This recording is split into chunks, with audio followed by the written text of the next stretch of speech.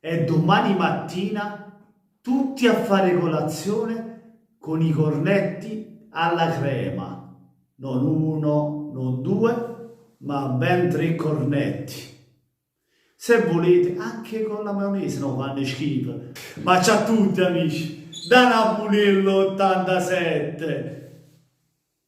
E beh, che dire, siamo troppo forti, non ce n'è per nessuno. Questo Napoli è straordinario perché questo Napoli ha cominciato con la mentalità giusta, ha iniziato la partita con la testa in campionato, è tutto un altro Napoli, cremonese, anzi gufi, che pensavate che Napoli oggi avrebbe fatto un passo falso contro la Cremonese? Invece mi dispiace, sperate nella prossima partita, forse la prossima accadrà, forse quell'altra ancora, non lo so, vi facete vecchi a sperare, perché di speranza si muore, i fatti invece stanno facendo la differenza, perché il Napoli fa i fatti, il Napoli gioca e fa 3 gol alla Cremonese in una partita dove non c'è stata partita.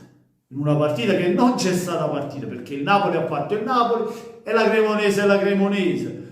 Non c'è stata mai partita perché non gli abbiamo concesso quasi nulla, e infatti parla chiaro anche il risultato: 0 gol subiti, bene la difesa, centrocampo che ve lo dica a fare, il grandissimo Lobotka, anch'issa che migliora partita dopo partita. Finalmente abbiamo visto il grande Zambo anch'issa questa sera, mamma mia, quel pallone tra i piedi ti fa impazzire, ti fa innamorare come gioca.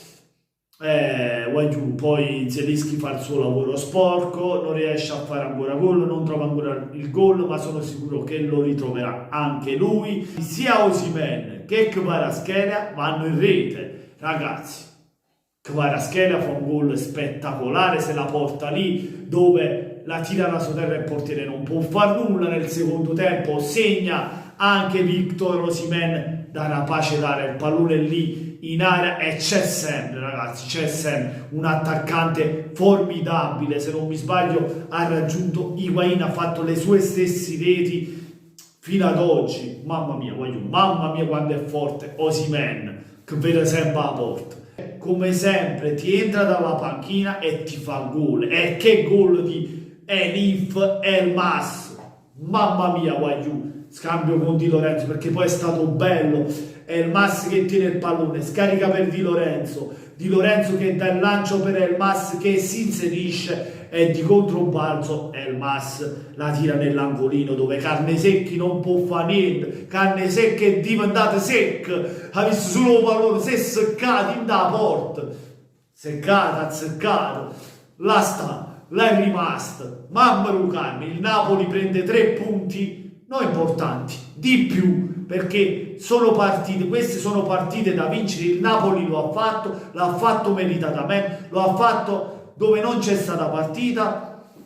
Ragazzi, più 18 sul Milan, attualmente più 16 sull'Inter. L'Inter dovrà giocare, ma deve sempre giocare, se la deve sudare la partita. Noi stasera abbiamo vinto, ci mettiamo un coppo di pane, rimane, e ci godiamo la partita della Sampdoria con l'Inter. Ma noi, siamo forti, siamo più forti. E niente, fatemi sapere voi cosa ne pensate nei commenti, lasciando un bel mi piace se vi è piaciuto il video, ma soprattutto se ancora non l'avete fatto e che aspettate la carrozza, iscrivetevi al canale di Napulello 87.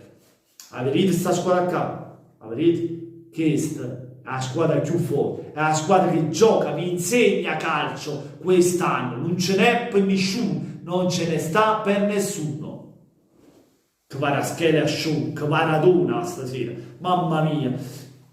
Quando non lo vedevi dicevi ma dov'è Kvarat? Poi piano piano si è acceso, si è riscaldato, no? Osimhen c'è sempre, perché anche quando non lo vedi poi lo vedi e timbra sempre.